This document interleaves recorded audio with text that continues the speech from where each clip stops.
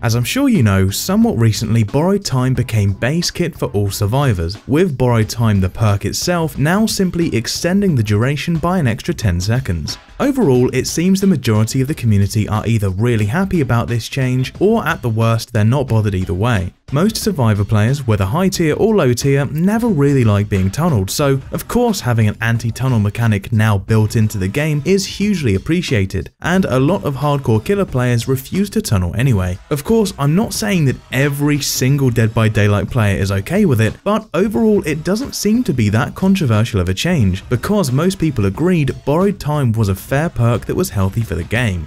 However, I'm sure a lot of you watching don't know that once upon a time, this change would have meant the death of Dead by Daylight, as many years ago, Borrowed Time was actually overpowered, often being in the same class as Decisive Strike and Unbreakable. I know that sounds absolutely crazy to hear in 2022, and no doubt many of you are thinking, how could Borrowed Time ever be overpowered? Just don't tunnel. But many moons ago, Borrowed Time did more than just prevent tunneling. Let me explain to you how Borrowed Time fell from greatness, from overpowered to base kit. All the way back in February of 2017, Dead by Daylight had just made a legendary crossover, as I had just bought the game. Jokes aside, they had a crossover with Left 4 Dead, adding a Rochelle outfit for Claudette, an Ellis outfit for Dwight, a Francis outfit for Jake, alongside Bill. Not an outfit, just straight up Bill. In patch 1.4.2, this Left 4 Dead crossover was added alongside Bill's perks. Left Behind, which increased your generator repair speed by 25% per remaining generator if you were the last survivor alive, which has recently been moved to Sole Survivor for Laurie Strode. Unbreakable, which had the same effects as it has today, just with 25% bonus recovery speed instead of its current 35%, and Borrowed Time. I think Borrowed Time was always intended to be an anti-tunnel perk, but upon its initial release, it was more of an anti-losing perk. When unhooking a survivor, the unhooked survivor would be granted the endurance effect for 20 seconds. If a survivor takes damage that would otherwise put them in the down state, whether this be a basic attack or a chainsaw, they would instead get an on-hit burst and start a 40-second timer. Once the 40 seconds was over, they would go down. This perk would only trigger if the unhook was within the killer's terror radius. So far, nothing too crazy, right? Very similar to the modern day's Deep Wounds version, just with a slightly longer window to trigger it and the timer doesn't pause while sprinting. Healing once removes the timer but keeps you injured, and then you could just heal a second time to go back to full. However, since it counted as a regular heal and not mending, you needed teammates to do it if you didn't have self-care or a medkit. And of course, it could be sped up with perks and medkit add-ons. So, how on earth could that be unfair? Well, I left out one key piece of information. Borrowed Time would also apply to the unhooker. Not a weaker version or one with different mechanics, no, you straight up got the exact same effect. Using Borrowed Time put the killer in a lose-lose situation. Try and tunnel the hooked survivor and you'll have the same problems that modern Borrowed Time gives you. So instead, you don't tunnel and go for the unhooker, and same problem. Except this time, you'd have to go through 3 entire health states, alongside dealing with on-hit bursts. The attempt at balancing it was that Borrowed Time had a single stack instead of its modern day infinite uses. To put this into perspective, each time somebody got unhooked, half of the lobby would be effectively unkillable for a short while. The weird thing is, due to this effect also going onto the unhooker, who could be at full health, the perk functioned less like an anti-tunnel perk and more of a pro-tunnel perk, since if the killer went for the person who just got unhooked, they'd only have to hit them twice, but if they went for the unhooker, that's 3 entire hits they'd have to work through. Once again, this was all the way back in 2017 when the game had way more pallets, faster gens, insta-heals, insta-blinds, bigger maps, infinite loops. Brand new parts would instantly complete the entire gen, survivors could blink at pallets, and sprint burst would regen while sprinting, so dealing with 3 entire health states on top of all this was not a welcome addition for killers. Truth be told, in normal gameplay, Borrowed Time didn't typically disrupt the game too much. The thing that pushed Borrowed Time far into the realm of problem perk territory was the cursed 3 words, survive with friends. Now, just to clarify, I am not one of those people who hate Survive with Friends and blames all the game's issues on it, but the era of Dead by Daylight we're talking about in this video is one of the core reasons pre-mades get so much hate even to this day. This was the era of bully squads, teams of 4 survivors on comms who knew full well the game was a survivor's paradise back then and fully intended to exploit everything they could to experience crazy power trips.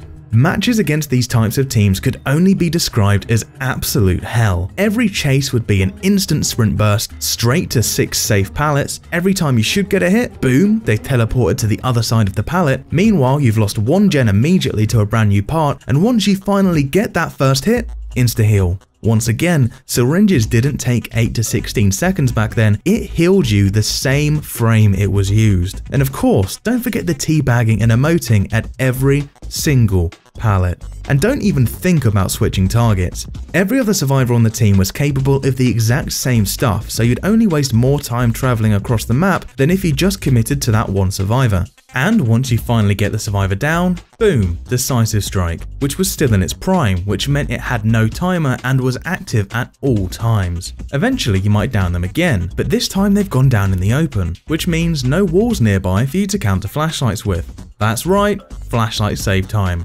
Except they didn't even have to time the flashlight save because of insta-blind add-ons, which did exactly what it sounds like. As soon as they point that beamer at you, you're blinded immediately. Pain. So much pain. Not to mention that most maps had infinite loops. If the bully squad knew that map's infinite, you might as well quit because nobody other than Nerfs could physically do anything. At this point in time, Bloodlust wasn't even in the game yet, but when it eventually did get added, some of these infinite loops were that insane that even Bloodlust couldn't help, usually because the infinite would have lots of line of sight breaks which would just stop the Bloodlust gain entirely. Inevitably, 3 to 4 survivors would still be alive when the gates are powered and you've just managed to get another hook. It ain't much, but it's honest work. Now it's Borrowed Time's time to shine. All 4 of these survivors would be running Borrowed Time and would have no issues whatsoever with running up to the hook and bum rushing right in front of you. This means 4 coordinated players body blocking each other, 2 of which with additional health states, all making a beeline for the exit gates, both of which were already wide open as endgame collapse wasn't a thing yet and neither was Blood Warden, so no need to 99 the doors. Even if by some miracle you downed any of them, you're going to be hit with either Decisive Strike, an insta-blind, or even if you hook them, another proc of Borrowed Time.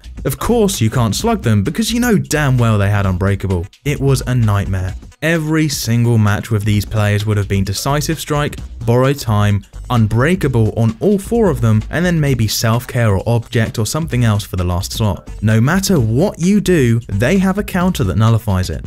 To sum it up, Borrowed Time always ended up serving as one last kick in the balls after an already horrible experience. While Borrowed Time was certainly not quite as bad as Decisive Strike, it still offered an absurd level of safety that survivors really had no business having. A whopping 7 months after its release, on the 14th of September 2017, Borrowed Time would receive its first nerf. Nerf. The activation window was reduced from 20 seconds down to 15. Nerf. The bleed-out timer was reduced from 40 seconds down to 25. These nerfs were actually fairly sizable, and with the bleed-out timer being reduced by such a drastic amount, it was now somewhat viable to just chase the survivor until the timer runs out. Sure, it was still a pretty sizable hit to the killer's pressure, but it was nowhere near as monumental of a hit as before. That being said, these nerfs took the perk even further in the wrong direction. Since this perk already made it so the killer's best option was just to tunnel the unhooked survivor instead of the unhooker, the reduced bleed-out timer further incentivized disregarding the unhooker since the unhooked victim would automatically drop dead soon anyway. While Borrowed Time was far from dead, it did make it less useful in normal gameplay, but unfortunately it had almost zero effect on bully squads as once again the doors would already be open and that's when they'd release their onslaught of BTs and you can certainly get to a door in 25 seconds. There was a whole 7 months of people abusing it before the nerf, meaning behavior had plenty of time to assess the situation and come up with appropriate ideas, yet it still remained a problem perk even after its nerf. If anything, it made it more of a problem perk since it was less useful in standard gameplay, meaning one of the main uses of this perk was now just bullying killers. Things needed to change. Borrowed Time's next set of changes came with the release of patch 1.9.2 on the 19th of February 2018, another 5 entire months after its previous nerf. Nerf. Borrowed Time would now only apply to the unhooked survivor. Buff. Borrowed Time now had unlimited uses. Finally, Borrowed Time now actually functioned as an anti-tunnel perk and can no longer be abused by bully squads to guarantee escapes late game. And it only took 1 year, but now a new problem arose. The perk still retained its previous values of a 15-second activation window with a 25-second bleed-out timer. So killers who wanted to tunnel didn't have to wait too long for that bleed-out timer to expire, with the survivor immediately dropping to the floor. Once again, the timer did not pause at all, so all the killer had to do was follow you for 25 seconds and then claim another free hook. That being said, the perk now certainly disincentivized tunneling to some extent, as the unhooker no longer had a third health state to burn through, so now going for the unhooker was actually feasible. While it would be another entire year for Decisive Strike to finally be balanced, the loss of the 2-man Borrowed Time let killers breathe a huge sigh of relief. It goes without saying though, Borrowed Time didn't need to be quite as weak as it had become. It had become an anti-tunnel perk that didn't really prevent tunneling for very long. Some slight buffs were definitely needed. Luckily, after the release of the Legion on the 18th of December 2018, Borrowed Time would receive a vital buff, the addition of Deep Wounds.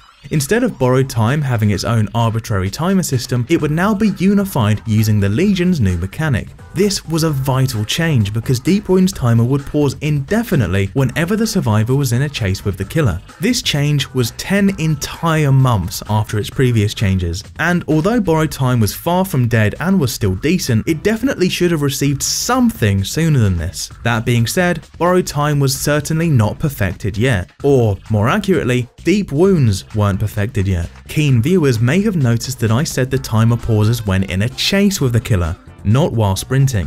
While this might not sound like that big of a difference, it certainly could be in certain scenarios. The chase mechanic as a whole was never perfect and still isn't to this very day, so it would sometimes just not register the survivor as being in a chase with the killer, even when they blatantly were, leading to the perk to sometimes function exactly like it used to, with the timer just going down anyway. Additionally, some crafty killer players would chase deep wounded survivors while looking backwards to intentionally stop the game from registering them as in chase. These caveats caused Borrowed Time's effectiveness to vary wildly each time it was used, whether it be due to bugs or cheeky killers. And in typical behavior fashion, this issue with Borrowed Time and by nature the Legion's entire ability would receive changes. After another year. So on the 3rd of December 2019, Deep Wounds would finally be adjusted to abandon the buggy chase mechanic entirely and instead just pause when a survivor is sprinting. This is likely the version of Borrowed Time most of you are familiar with. Killers could no longer just follow the survivor until they automatically dropped dead, as the timer would pause whenever the survivor was sprinting. So if killers were really that desperate to tunnel, they'd have to work for it. At this point, Borrowed Time was in a great spot, but it still wasn't quite perfected yet. Over the years, behavior would reduce the Deep Wounds timer by 5 seconds and gradually reduce the activation window from 20 seconds down to 12, but none of those really had much of an impact. However, with many more stealth killers being added to the game over the years, a new issue cropped up. Borrowed Time simply didn't work against most stealth killers. Remember, this entire time the perk would only activate if the unhook happened within the killer's terror radius. So killers like the Wraith and the Pig could stop the perk from activating entirely by removing their terror radiuses. Once the community as a whole caught wind of this, of course there was an influx of Wraiths turbo camping and turbo tunneling. It wasn't a huge influx because, let's be honest, nobody's itching to play as Wraith or Pig, but there was certainly a wave of it.